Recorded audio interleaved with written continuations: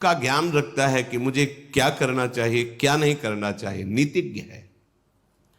जो अपने पास सुख की सामग्री है उसे दूसरों को देने की भावना रखता है, जो भगवत अर्पित प्रसाद अन्न का ही भोग पाता है। बहुत सुंदर बात है। जो गुरुजनों की आज्ञा मानने के लिए नम्र रहता है।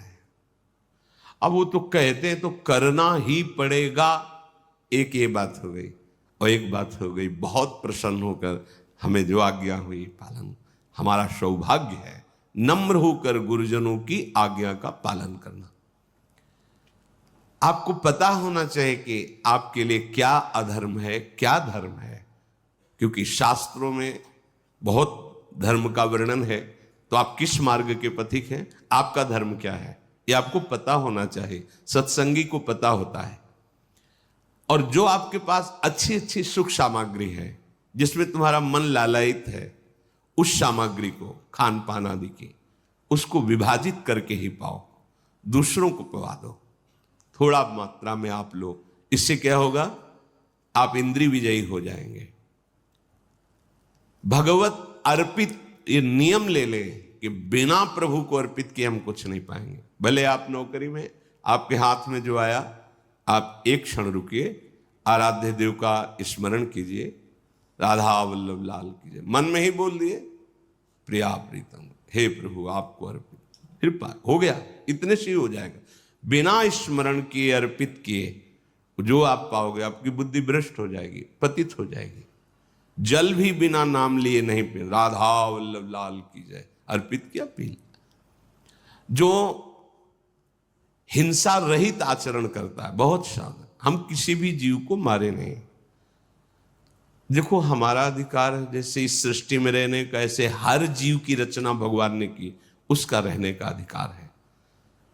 जब तक आपका प्रारब्ध कर्म आपको दंड नहीं देता, तब तक कोई जीव आपको हानि नहीं पहुंचाएगा।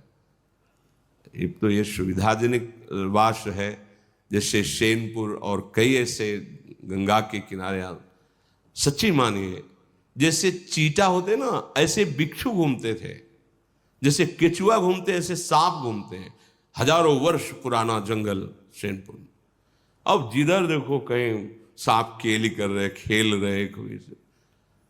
अब जैसे आसन में ऐसे बैठे, सामने बिछा पर सांप ऐसे आ जा रहे। आज भी जाके देख लो, बहुत अगर कटा नहीं होगा तो बहुत बड़ा जंगल। ऐसे पुराने पुराने बरगद की, मतलब सैकड़ों हाथ में एक ही बरगद है, कितने विशाल कदम तमाल, ऐसे मन एकदम आह्लादित रहता था। 2 रोटी, इतनी अरहर की दाल, 24 घंटे में केवल इतनी ही सुविधा थी भोजन की। जो भी संत जन रहते, बस इतना है, ना कोई मीठा, ना फल, ना फूल, ना दूध, ना दोबारा रोटी, था ही नहीं। एकदम एकांत शून्य जंगल, तो बस इतना ही था, 2 मोटी रोटी और इतनी अरहर। और मन हर समय आह्लादित, क्योंकि वहां कोई विषय पदार्थ नहीं, कोई विषयों का प्रवेश नहीं। कभी कोई भूले भटके गंगा स्नान, क्योंकि घाट तो था नहीं, तो कभी कोई ऐसे। पर अगर आपके प्रारब्ध, उस समय ये विचार कर, जैसे मन कहता कहीं तो होता कि अगर है तो तुम तिजोरी में बंद हो जाओ, काट लेगा, नहीं है तो ऊपर से निकल जाएगा, काटेगा नहीं। पक्का विश्वास रखो ना, तो शांत। अब जहां आंख मुंदे ध्यान कहीं ऐसा, फिर उसको समझाना पड़ता, नहीं ऐसा नहीं। धीरे धीरे काफी समय वहां रहे, एकदम मन निश्चिंत हो जाता। कभी किसी कीड़े ने नहीं काटा, विश्वास करो। अरे सांप मार दो, क्यों मार, उसका सृष्टि में रहने का अधिकार नहीं है क्या? अरे नहीं, काल है, काल को तुम मार सकते हो क्या? नहीं, ऐसा नहीं, किसी भी जीव को नहीं, ऐसे मारना नहीं। अगर आप हिंसा रहित आचरण करते तो बहुत जल्दी आपका हृदय पवित्र हो जाएगा। कुछ लोग जानबूझ के हिंसा करते रहते हैं, ऐसा नहीं, बोले अपनी सुरक्षा के लिए तो करनी। तो सृष्टि में सबका अधिकार जीने का है, भगवान ने सबको बनाया है। हाँ, आपके घर में ऐसा कोई जीव निकल रहा है, आप उसको निकलवा दीजिए, या आप स्वयं मारना नहीं है। कोई भी जीव किसी को ऐसे नहीं काट सकता जब तक उसका प्रारब्ध नहीं। प्रारब्ध है तो बचा नहीं सकते, वो वहीं जाके काटेगा जहां नियत है, तुम चाहे जितनी व्यवस्था कर लो। अनर्थपूर्ण कार्य उपासक को कभी नहीं करने चाहिए। अनर्थपूर्ण, जिससे दूसरों को दुख पहुंचाए, जो धर्म रहित ऐसे आचरण नहीं करें। विदुर जी महाराज कह रहे हैं जब हम बोले तो सत्य बोलने की चेष्टा, क्यों बेमतलब झूठ का पाप लेते हैं?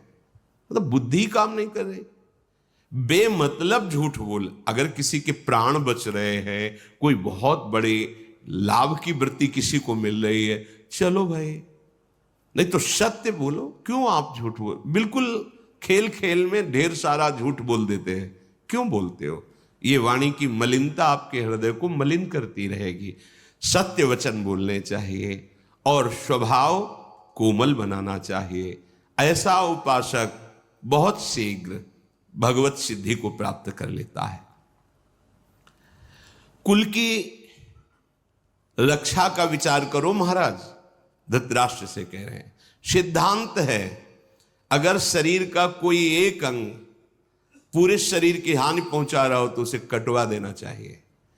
अगर कुल का एक पुरुष पूरे कुल का नाश कर रहा हो तो उसका त्याग कर देना चाहिए। अगर एक परिवार पूरे ग्राम का नाश कर रहा हो तो उस परिवार का त्याग कर देना चाहिए। यदि एक